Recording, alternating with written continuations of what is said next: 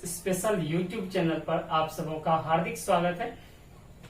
आज हम लोग क्लास 10th के एक महत्वपूर्ण चैप्टर को कंप्लीट करेंगे, उसके बेसिक्स को कंप्लीट करेंगे और उसको पहले समझने का प्रयास करेंगे कि ये आखिर होता क्या है और इससे संबंधित कैसे क्वेश्चंस आते हैं, इस चीज को समझेंगे। आज उसके जो टर्मिनोलॉजी है, छोटी छोटी चीजें हैं और कुछ क्वेश्चंस बनाने के लिए सीखेंगे। आप इस वीडियो को कंटिन्यू कीजिए, लगातार देखते रहिए। हम आपका समय बिना बर्बाद किए सीधे स्टार्ट करते हैं। आपको दो चर वाले रैखिक समीकरण जो बीएसवी यदि बिहार बोर्ड का बात करें तो वहाँ लगभग 8 से 10 नंबर के क्वेश्चन देखने को मिलते हैं और यदि सीबीएसई बोर्ड का बात करें तो लगभग यहाँ से 5 से 7 नंबर के क्वेश्चन देखने को मिलते हैं। तो अभी हम लोग इसी चीज को कंप्लीट करेंगे। ये एम फॉर मार्क्स है, ये बीएसवी या स्टेट बोर्ड और ये क्या है हमारा जो सीबीएसई बोर्ड है उसकी ये सिलेबस है। अब थोड़ा सा समझ लें। अब हम लोग सीधा बात करते हैं कि इसमें जो टर्मिनोलॉजी है, जो छोटी छोटी चीजें हैं उसको समझेंगे। उसमें सबसे पहला एक टर्म आता है चर राशि। चर राशि जो जिसको इंग्लिश में अब वेरिएबल बोलते हो। क्या बोलते हैं हम लोग? वेरिएबल। चर राशि क्या होता है? कहता है वैसी राशि जिसका मान बदलता हो उसे चर राशि कहा जाता है। क्या बोलेंगे? वैसी राशि जिसका मान बदलता है उसे चर राशि कहा जाता है। जैसे ए बी सी डी, कोई भी अल्फाबेट के जो लेटर्स हैं वो हो गए। ये अल्फा हो गया, beta, gamma, delta, phi, theta, ये सब क्या है? ये सब चर राशि है। क्या है? चर राशि। इनके मान अलग जगह पर बदलते रहते हैं, इनके मान बदलते हैं। दूसरा क्या है? अचर राशि। अचर राशि को कांस्टेंट बोला जाता है। चर का मतलब होता है चलने वाला। चर का मतलब क्या होता है? चलने वाला।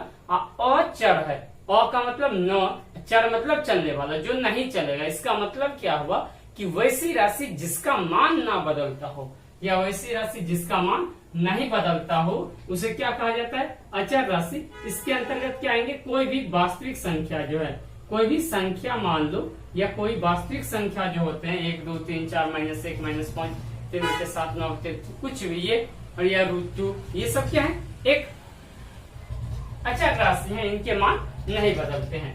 अब क्या है? एक समीकरण। अब हम यहाँ एक टर्म आया है समीकरण। हम समीकरण के टाइप को पढ़ेंगे, वहां रैखिक समीकरण को समझेंगे, हर एक चीज को समझेंगे। अब समीकरण क्या होता है? कहता है कि समीकरण एक गणितीय कथन है। समीकरण क्या है? एक गणितीय कथन है जो किसी दो वस्तुओं के बीच तुलना का काम करता है। समीकरण क्या है? एक गणितीय कथन है जो दो वस्तुओं के बीच एक तुलना का काम करता है। जनरली आप एक अभी हम समझ लेते हैं ax + b = cx + d। ये क्या है? ax + b, ये एक हमारा क्या है? समीकरण है। और दूसरा क्या है? cx + d, ये इसको क्या कहा रहा है? बराबर कहा रहा है। कहा रहा है कि ये क्या है? बराबर है। ठीक, तो एक दूसरे के बीच तुलना कर रहा है। तो ये क्या हो गया? हमारा समीकरण। और जब हम बहुपद पढ़ते हैं तो वहां तुलना नहीं होता है, वहां तुलना नहीं किया जाता है, वहां इक्वल्स टू के अदर साइड में कुछ नहीं होते हैं। ठीक, तो अब क्या हो गया? समीकरण क्या हो गया? ये एक गणितीय कथन है जो किसी दो चीज के बीच क्या करता है? तुलना का काम करता है। ठीक, अब आगे पहले समझेंगे इसको और अच्छे से समझेंगे आगे। ठीक, कहते हैं समीकरण के हल या मूल। समीकरण के हल क्या होते हैं? तो समीकरण में, किसी भी समीकरण में चर का वह मान जो दोनों समीकरण को, मतलब दोनों तरफ के मान को क्या कर दे? दोनों तरफ के मान को बराबर कर दे या समीकरण को क्या कर दे? इक्वल कर दे। तो चर का वह मान जो उस समीकरण के दोनों तरफ के वैल्यू को क्या कर दे? बराबर कर दे, उसी को समीकरण का क्या बोला जाता है? हल बोला जाता है। अब जनरली जो हम लोग समीकरण के टाइप्स को पढ़ते हैं, प्रकार को पढ़ते हैं, उसमें पढ़ते हैं रैखिक समीकरण, द्विघात समीकरण और त्रिघात समीकरण। चतुर्घात भी हो सकते हैं, बाइक्वाड्रेटिक भी होते हैं, लेकिन उसको हम लोग पढ़ लेंगे, चतुर्घात को भी समझ लेंगे। तो रैखिक समीकरण क्या होता है इसको हम फिर से अभी समझाएंगे आगे, लेकिन वहां आपको एग्जाम्पल के साथ समझाएंगे जब एक्सरसाइज करने लगेंगे। तो क्या कहता है कि रैखिक समीकरण क्या है? कि वैसा समीकरण जिसके चर का घात कितना हो? 1 हो। क्या बोलेंगे? वैसा समीकरण जिसके चर का घात कितना हो? चर का घात 1 हो।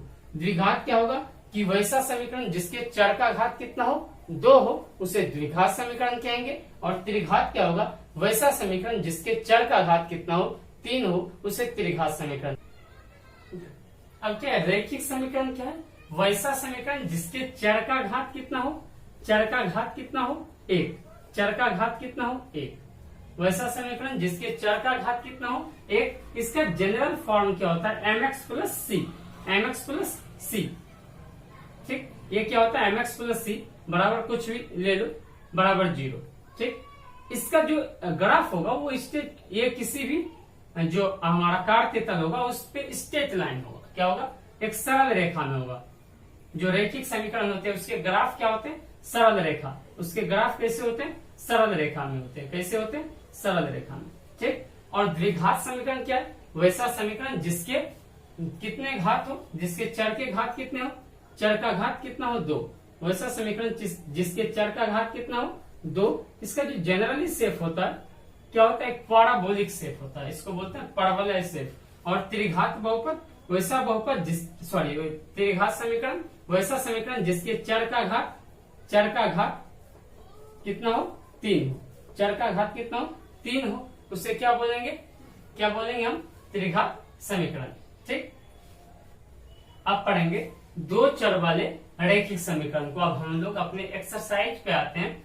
अब यहां से आपको ध्यान से समझना है, आपको क्वेश्चन भी बनाने के लिए सिखाएंगे, सिर्फ थ्योरी ही नहीं पढ़ाएंगे, क्वेश्चन भी आज करेंगे।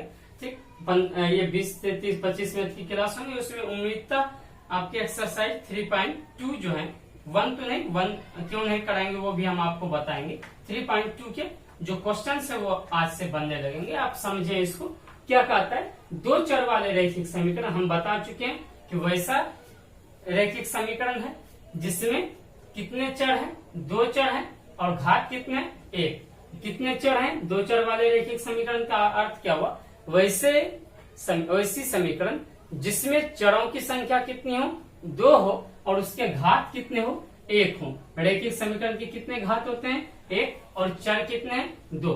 ये जनरली जो होते हैं 2 चर वाले रैखिक समीकरण ax प्लस बी वाई बराबर प्लस सी बराबर 0, ax plus b y plus c बराबर 0, ax plus b y plus c बराबर 0। यहाँ a जो है किसके गुणांक है, x के। a क्या है, किसका गुणांक है, x का गुणांक है।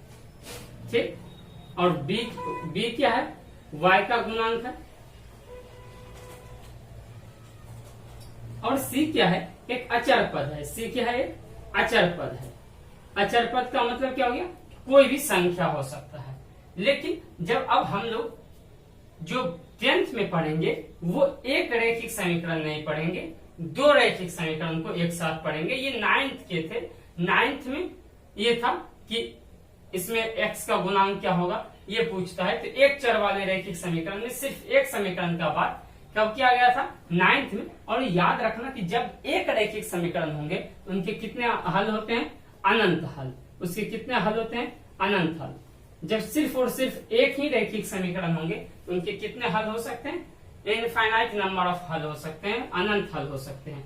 लेकिन अब समझेंगे कि ये जो रैखिक समीकरण हम लोग पढ़ेंगे ये जनरली किसको सूचित करते हैं, रैखिक समीकरण को। और हम लोग पढ़ेंगे दो रैखिक समीकरण को एक साथ। अब क्या हो गया, एक मान लेते हैं हमारा समीकरण क्या है, a1 b1 और c1। ठीक, इक्वल्स टू कितना 0। दूसरा a2 x plus b2y plus c2 बराबर 0। लेकिन इस चीज को समझेंगे इसका कहाँ यूज होगा, इससे पहले हम रैखिक समीकरण को, 2 चर वाले रैखिक समीकरण को, इसको जो संगत असंगत कंडीशन है उससे समझने का प्रयास करते हैं, फिर इस चीज को समझेंगे। अपने पास ये 2 रैखिक समीकरण है। अब देखो, अब क्या है कि इस रैखिक समीकरण को 2 भाग में बांटा। कितने भाग में बांटा, 2 भाग में। एक बोला संगत और दूसरा असंगत। ध्यान से समझना है इसको। संगत रैखिक समीकरण एक है कि वैसी रैखिक समीकरण जिसके कोई ना कोई हल हो, जिसके कम से कम कितने हल हो, ठीक, कम से कम एक हल हो। कम से कम कितने हल हो, एक हल। वैसा रैखिक समीकरण जिसके कम से कम कितने हल हो, एक हल या कम से कम हल हो। हाँ, एक हल लिख लो ध्यान में रखने के लिए। और असंगत क्या हो गया, जिसके कोई हल ना हो, जिसके कोई हल ना हो।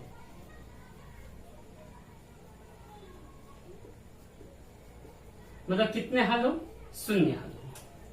अब संगत समीकरण जो है, चलो पहले असंगत को कंप्लीट कर देते हैं। असंगत समीकरण को विरोधी समीकरण भी कहा जाता है। क्या कहा जाता है, विरोधी समीकरण। असंगत समीकरण को क्या कहा जाता है, विरोधी समीकरण। ठीक, असंगत समीकरण का ग्राफ जो होता है, ग्राफ वो क्या होता है, एक पैरेलल लाइन होता है। अभी समझो कि ये समीकरण कहां से आएंगे।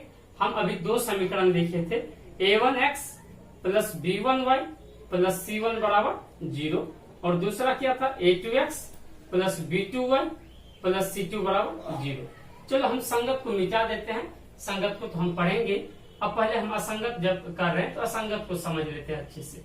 अब देखो हमारे पास ये कितने समीकरण हैं, दो समीकरण।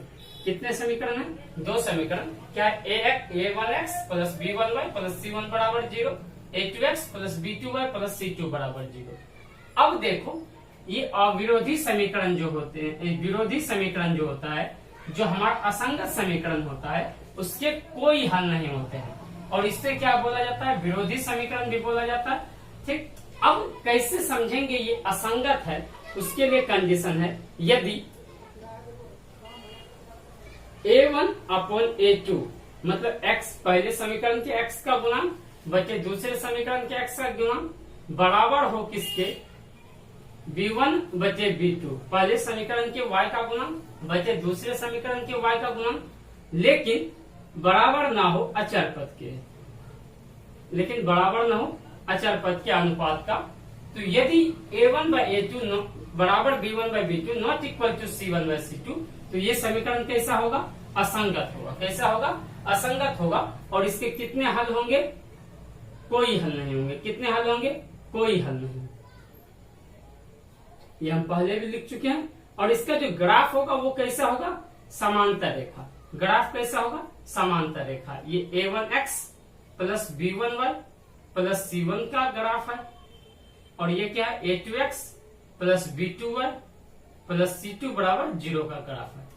इस दोनों, जब इसको हम ग्राफ पेपर पे बनाएंगे तो इसके ग्राफ क्या होंगे, समांतर। कैसे ग्राफ होंगे, समांतर।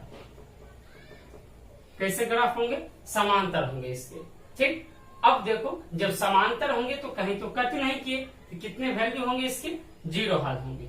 यहाँ तक उम्मीद करते हैं आपको समझ में आ गया होगा। अब देखो यहाँ से क्वेश्चन क्या पूछेगा, असंगत समीकरण, ऑब्जेक्टिव क्वेश्चन आएंगे, जैसे इस वर्ष सीबीएसई में ऑब्जेक्टिव आ रहे हैं, तो पूछेंगे कि असंगत समीकरण के कितने हल होते हैं, 0। असंगत समीकरण का दूसरा नाम क्या है, विरोधी समीकरण। असंगत समीकरण कैसे समझेंगे, यदि दे देगा, यदि a1 बाई a2 बराबर b1 बाई b2 लेकिन c1 बाई c2 के बराबर नहीं हो, तो कैसा समीकरण होगा, असंगत होगा। क्या असंगत समीकरण के ग्राफ कैसे होते हैं, समांतर होते हैं। हम उम्मीद करते हैं कि आपको यहाँ तक समझ में आ गया होगा। अब समझेंगे संगत समीकरण को। किसको समझेंगे, संगत समीकरण को। अब देखो संगत समीकरण किसे कहते हैं, जिसका कोई ना कोई हल हो, जिस समीकरण का कम से कम कितने हल हो, कम एक हल हो। ठीक, उसे क्या कहेंगे, संगत। अब संगत समीकरण दो टाइप के होते हैं। संगत को कितने भाग में बांटा है, दो टाइप में।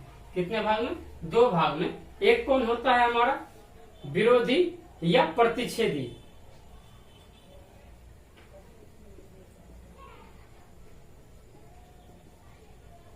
और दूसरा होता है आश्रित या संपाती। इसका दूसरा नाम क्या है, प्रतिच्छेदी का। अब पहले समझ लेते हैं एक एक करके। प्रतिच्छेदी का दूसरा नाम क्या है, पहले दूसरा नाम ही लिख लो। इसको बोलते हैं विरोधी समीकरण।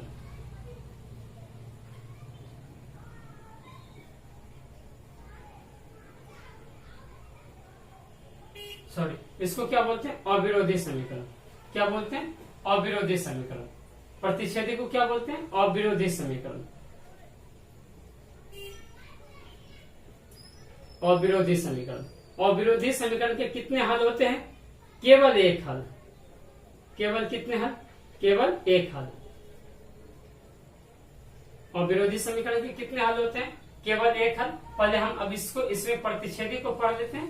ठीक, क्या बताया कि अविरोधी के कितने हल होते हैं, केवल एक हल। इसके जो अविरोधी, ये प्रतिच्छेदी समीकरण जो है, प्रतिच्छेदी समीकरण, अब इसका जो ग्राफ होगा, ग्राफ एक बिंदु पर प्रतिच्छेद करेगा।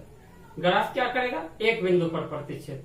ये a1x plus b1y plus c1 बराबर 0, और ये क्या है? a2x plus b2y plus c2 बराबर 0। इसके ग्राफ का कितने बिंदु पर टच करते हैं? एक बिंदु पर। ठीक, तो प्रतिच्छेदी समीकरण के कितने हल होते हैं? केवल एक हल होते हैं। कैसे समझेंगे प्रतिच्छेदी है? यदि a1 बाय a2 नहीं बराबर होगा किसके? b1 बाय b2 के, बस इतना ही करना है। यदि a1 बाय a2 किसके बराबर ना हो? b1 बाय b2 के, तो वो कैसे समीकरण होंगे? प्रतिच्छेदी। कैसे होंगे समीकरण? प्रतिच्छेदी समीकरण होंगे। ठीक, यहाँ तक हम उम्मीद करते हैं। और इसका ग्राफ कैसा होता है? प्रतिच्छेदी। ग्राफ पूछेगा कैसा होता है? प्रतिच्छेदी। प्रतिच्छेदी समीकरण को अविरोधी भी बोला जाता है, ध्यान रखिएगा। अब देखो, प्रतिच्छेदी समीकरण के लिए ऑब्जेक्टिव पूछेगा, यदि a1 बाय a2 नहीं बराबर होगा b1 बाय b2, इसका मतलब वो किसका ग्राफ कैसा होगा? प्रतिच्छेदी। कितने बिंदु पर टच करेगा? एक बिंदु पर। कितने हल होंगे? एक हल होंगे। ठीक, और इसको क्या बोलते हैं? अविरोधी समीकरण। ठीक, अब एक है आश्रित। क्या है? आश्रित। संगत का दूसरा भाग क्या है? संगत कितने टाइप में बचा है? दो टाइप में। एक क्या है? प्रतिच्छेदी, दूसरा आश्रित। आश्रित समीकरण, इसमें क्या होगा? यदि a1 बाय a2 किसके बराबर हो? b1 बाय b2, और किसके बराबर हो? c1 bye c2। यदि तीनों का अनुपात बराबर हो जाएगा, हम बता चुके हैं a1 b1 c1 क्या है, तो ये कैसा होगा? पर कैसा होगा? ये आश्रित होगा, आश्रित और संगत। ठीक, अब इसके हल कितने होंगे? अनेक हल होंगे। कितने हल होंगे? अनेक हल। ग्राफ कैसा होगा? एक सरल रेखा होगा। ठीक है, इसको बोलते हैं संपाती ग्राफ होना, आश्रित ग्राफ होना। ठीक, मान लो कि ऊपर क्या है? a1x लिख देते हैं, b1y प्लस c1 बराबर 0, a2x plus b2y plus c2 बराबर 0। अब देखो, ये हम दोनों क्यों लिखे? क्योंकि ये जब ये तीनों मान बराबर होगा, तो इस दोनों समीकरण का ग्राफ सिर्फ और सिर्फ एक लाइन होगा, और इसके अनंत सॉल्यूशन होंगे। मतलब बहुत सारे, जितने इस लाइन पे बिंदु होंगे उसके सारे सॉल्यूशन होंगे। इसी के लिए कितने हल होते हैं? आश्रित के अनेक हल होते हैं। क्लियर है? आश्रित को संपाती समीकरण, इसको क्या बोला जाता है? संपाती समीकरण निकाय भी बोला जाता है। क्या? संपाती भी। इसका ग्राफ बता दिए कैसा होता है। तो ये क्या था? बेसिक कॉन्सेप्ट था पहले एक्सरसाइज का। क्या था? बेसिक कॉन्सेप्ट था। अभी इस पे क्वेश्चन कर लेंगे हम दो। देखो, अब एक्सरसाइज 3.2 जो है, हम 3.1 इसीलिए नहीं बता रहे हैं क्योंकि हम जो है एक ही बार जितने भी लैंग्वेज के क्वेश्चंस हैं उसको सॉल्व भी करने बता देंगे, वो कैसे बनता है वो भी समझा देंगे। अभी आप पहले ये समझिए कि हम हल निकालते कैसे हैं। तो सारे लैंग्वेज वाले क्वेश्चन को हम एक साथ करेंगे। हम 2 से 3 क्वेश्चन मात्र आपको बताएंगे, उसके बाद सारे लैंग्वेज के क्वेश्चन आपको आ जाएंगे। आप बिल्कुल बेफिक्र रहें। अभी हम लोग जो अभी पढ़े हैं ना, उसको पहले सॉल्व करते हैं। तो ये एक्सरसाइज 3.2 का आप जब दूसरा क्वेश्चन देखेंगे ना, पहला क्वेश्चन मत देखिएगा। लैंग्वेज वाले हैं, हम बोल रहे हैं कि दूसरे तीसरे क्लास के बाद आपको हम वो कराएंगे, उसके बाद सारे क्वेश्चंस बन जाएंगे। अभी हम ग्राफ को समझेंगे, हल करने की जो विधियां हैं उस सब को समझ लेंगे, फिर हम लैंग्वेज वाले क्वेश्चन को करेंगे। आपसे रिक्वेस्ट है कि आप परेशान न होइए कि छोड़ दिए, ये चीज हम समझाएंगे। अभी जो दूसरा क्वेश्चन है, अभी जो हम पढ़े उस चीज को अप्लाई करेंगे। क्या कहता है? अनुपातों की तुलना, अनुपातों a1 bye a2, b1 bye b2 और c1 बाय c2 की तुलना करके बतावे कि समीकरण जो है वो समांतर है, आश्रित है या प्रतिच्छेदी है। ठीक, हम अभी तीनों का कंडीशन बताए थे। आप फिर से एक बार रिवीजन के तौर पे पहले रिवीजन कर लेते हैं कि प्रतिच्छेदी होगा तो क्या होगा? a1 बाय a2 किसके बराबर नहीं होगा? b1 बाय b2 के। कितने हल होंगे? केवल एक हल। यदि ऐसा होता है तो केवल एक हल, यह अद्वितीय हल। ठीक, दूसरा क्या बताए थे? दूसरा क्या बताए थे हम आपको? आश्रित। क्या बताए थे, आश्रित। आश्रित में क्या होगा कि जब तीनों बराबर हो जाएगा, a1/a2, b1/b2 और c1/c2, तीनों का अनुपात बराबर हो जाएगा तो वो क्या होगा, आश्रित। और इसके कितने हल होंगे, अनंत। ये दोनों जो होते हैं वो कैसे समीकरण होते हैं, संगत। ये कैसे समीकरण होते हैं, संगत। और एक असंगत समीकरण एक ही है, ठीक। असंगत समीकरण में सिर्फ एक समांतर होता है, समांतर समीकरण। वो क्या होता है, यदि a1/a2 बराबर किसके हो, b1/b2 के, लेकिन किसके बराबर ना हो, c1/c2 के, इसके कितने हल होते हैं, कितने हल होते हैं, शून्य, कोई हल नहीं। क्या बोलते हैं, कोई हल नहीं। हम उम्मीद करते हैं कि ये पीछे आपको समझ में आ गया होगा। और a1/a2 क्या है, अभी हम लिख के समझाते हैं एक एक करके, आप ये देख लिए होंगे, इसको आप ध्यान में रखिएगा, उसी पर ये सारे क्वेश्चंस बनेंगे। अभी 2 क्वेश्चन। अब देखो, अब a1 कितना है भाई, यहाँ पहला समीकरण कौन है, ये है। दूसरा ये a1 कितना हो गया, 3, b1 कितना हो गया, 2, c1 कितना हो गया, 7, a2 कितना हो गया, 2, b2 कितना हो गया, 5, और c2 कितना हो गया, 9। ठीक। अब हमको क्या करना है, ये आपको समझ में आ गया होगा, हम डायरेक्ट आंसर लिखते हैं। अब देखो, अब क्या करेंगे, इसमें a1/a2 निकालेंगे। अब बताओ a1 कितना है, 3/2, b1/b2 निकालेंगे, क्या हो जाएगा, 2/5। अच्छा बताओ 3/2, a1/3/2 और 5/2/5 दोनों बराबर है क्या, नहीं बराबर है। इसका मतलब क्या हुआ कि a1/a2 नहीं किसके बराबर है, b1/b2 के। जब a1/a2 नहीं बराबर होगा b1/b2 का, तो ग्राफ समीकरण कैसा होगा, संगत। संगत में कौन होगा, प्रतिच्छेदी। संगत में कैसा होगा, प्रतिच्छेदी। यदि यहाँ क्वेश्चन प्रतिच्छेदी ना कर दे करके संगत और असंगत सिर्फ रहता तो ये कैसा समीकरण होता, संगत। और यदि प्रतिच्छेदी दिया है तो कैसा होगा, प्रतिच्छेदी। ठीक, ये पहला हो गया। ये आप जब दूसरा क्वेश्चन बनाएंगे तो यही है, दूसरा और तीसरे क्वेश्चन में यही है। दूसरा क्या है, दूसरा क्वेश्चन क्या है, अब देखो a1 कितना हो गया, a1 6, a1 कितना है 6, लिख लो। a1/a2 का मान निकालेंगे, क्या हो जाएगा 6/12, a1 6, a2 पहला समीकरण ये है, दूसरा ये a1 कितना 6, a2 12, 6/12 का वैल्यू क्या होता है 1/2। उसके बाद क्या है b1/b2, b1 कितना है 3, b2 कितना है 6, तो ये भी क्या हो जाएगा 1/2। और c1/c2 भी निकालेंगे, क्यों, क्योंकि हम देख रहे हैं ये दोनों क्या हो गया बराबर, तो निकालेंगे 10/20, तो ये क्या हो जाएगा 1/2। यदि a1/a2 बराबर क्या हो गया b1/b2 बराबर क्या हो गया c1/c2, तो कैसा समीकरण होगा, आश्रित या संपाती, आश्रित समीकरण होगा। और आश्रित कैसा समीकरण होता है, ये संगत समीकरण का पार्ट है। यदि संगत भी पूछता तो ये भी क्या होता, संगत होता है। तो दूसरा भी क्या है, संगत है और आश्रित है। ठीक, ये मिटा देते हैं, आप देख लिए होंगे, समझ गए होंगे, उम्मीद करते हैं। और तीसरा क्या है, और सबसे ज्यादा इसी को अच्छे से समझना है, तीसरा हम जान के ऐसा क्वेश्चन दिए, फिर से लिख देते हैं, क्या है 3x + 4y बराबर क्या था 9, और क्या था यहाँ 6x + 8y बराबर था 10, कुछ ऐसा लिखे थे। अब देखो दोस्त, यहाँ ध्यान रखना है, यदि बराबर के उस तरफ नंबर होगा तो सबसे पहले उसको समीकरण के फॉर्म में लाएंगे, एक तरफ ला करके समीकरण के फॉर्म में लाएंगे। तो समीकरण क्या हो जाएगा 3x + 4y - 9 = 0। दूसरा क्या हो जाएगा 6x + 8y - 10 = 0। अब बताओ a1 कितना है 3/6, a2 कितना है 6, a1/a2 क्या हो जाएगा 3/6, इसका मतलब 1/2। b1/b2 निकालना है, क्या हो जाएगा 4/8, ये भी क्या हो जाएगा 1/2। और c1/c2 निकालेंगे तो -9/10, क्या हो गया 9/10। अच्छा बताओ ये 1/2, ये भी 1/2, लेकिन ये क्या है 9/10।